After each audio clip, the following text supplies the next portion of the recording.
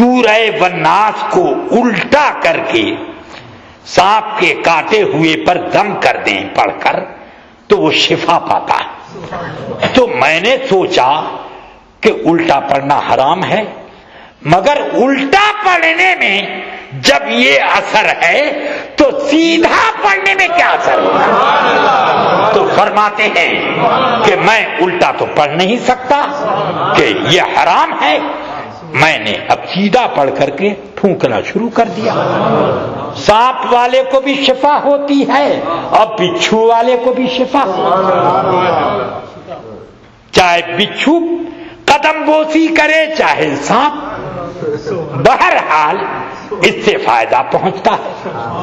ان واقعات سے میں نے صرف اس بات کی طرف متوجہ کیا کہ یہ اپنے اندر کون سی اعجاز کی شان رکھتا ہے کہ جس کی وجہ سے لوگوں کو دواؤں سے بھی بے نیاز کر دیا۔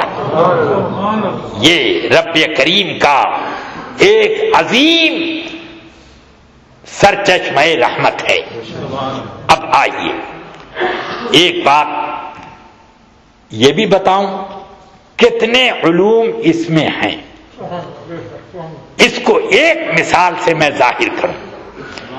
مولا کائنات سیدنا علی مرتضیٰ کرم اللہ تعالی وجہ الکریم، ان کی بارگاہ میں ایک یہودی آیا، اس کی داڑھی چھدری چھدری تھی۔ مولا کائنات کی داڑھی مبارک بڑی خوبصورت گھنی شاندار تھی۔ وہ آیا، کہنے لگا آپ کہتے ہیں کہ قرآن میں تمام علوم ہیں؟ کہاں ہیں؟ کہتے تو اچھا بتائیے قرآن میں میری اور آپ کی داڑھی کا کس آیت میں ذکر ہے؟ میری داڑھی اور آپ کی داڑھی کا قرآن میں کہاں ذکر ہے؟ وہ آیت پڑھ کے سنائیے۔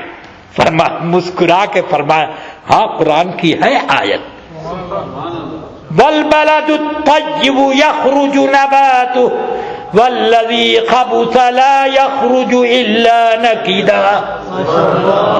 زمین پاکیزہ ہوتی ہے تو کھیتی گھنی اگتی ہے، اور وہ بنجر اور خبیث ہوتی ہے تو چھدری چھدری نکلتی۔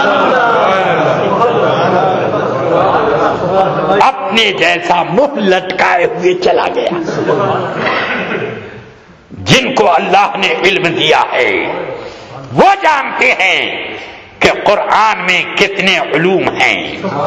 اس لیے قرآن مجید میں ارض القرآن کی کتاب بھی لوگوں نے لکھی، بحر القرآن کی بھی لوگوں نے کتاب لکھی، اور غیث القرآن کی بھی کتاب لکھی، اور سماع القرآن کی بھی کتابیں لکھی، اور لوگوں نے سائنس قرآن اور سائنس کی کتابیں لکھی، طب اور قرآن کی کتابیں لکھی، تاریخ اور قرآن کی کتابیں لکھی، جغرافیہ اور قرآن کی کتابیں لکھی۔ غرض یہ کہ دنیا میں جتنے علوم و فنون پھیلے ہوئے ہیں ہر فن کو لوگوں نے قرآن سے ظاہر کیا۔ بنیادی کتاب اللہ تبارک و تعالی ہم سب کو اس کتاب مبین کی برکتوں سے ہمیشہ مالا مال رکھے۔ وقت ختم ہو گیا ورنہ کچھ اور میں ذکر کرتا، نماز میں تاخیر ہو رہی ہے۔ آئندہ اللہ نے ہمیں اور آپ کو ملاقات کا شرف دیا تو اور کچھ باتیں ہو جائیں گی۔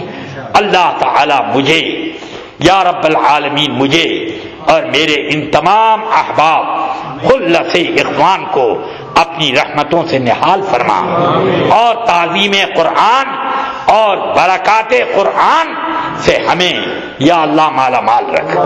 یا رب العالمین ہم سب کو توفیق دے کہ قرآن کی تعلیم پر عمل کریں اور قرآن ہمارے لیے حجت رہے، ہمارے خلاف حجت نہ قائم کرے۔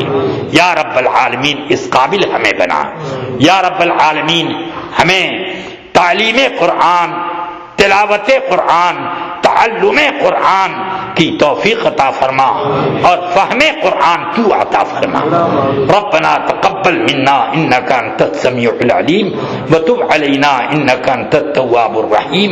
وصلى الله تعالى على النبي الكريم وعلى آله وأصحابه أجمعين ببركة القرآن العظيم برحمتك يا أرحم الراحمين.